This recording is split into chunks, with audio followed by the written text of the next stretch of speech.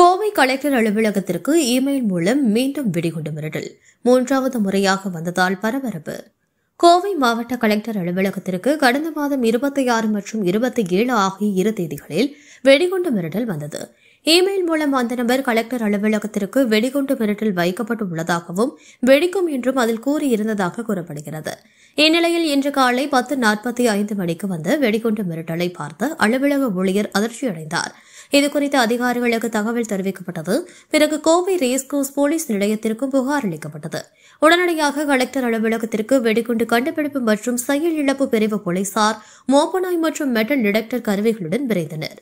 மாவட்ட கலெக்டர் அலுவலகம் வளாகம் முழுவதும் தீவிரமாக சோதனை செய்து வருகின்றனர். கலெக்டர் அலுவலக கட்டிடங்களிலும் சோதனை நடத்தப்பட்டு வருகிறது.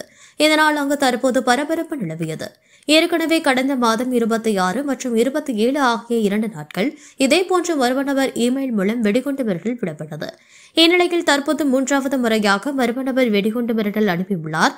இதனைத் தொடர்ந்து இமெயில் மூலம் கடிதம் அனுப்பிய நபர் யார் என சைபர் கிரைம் போலீசாரும் தொடர்ந்து விசாரணை நடத்தி வருவது குறிப்பிடத்தக்கது.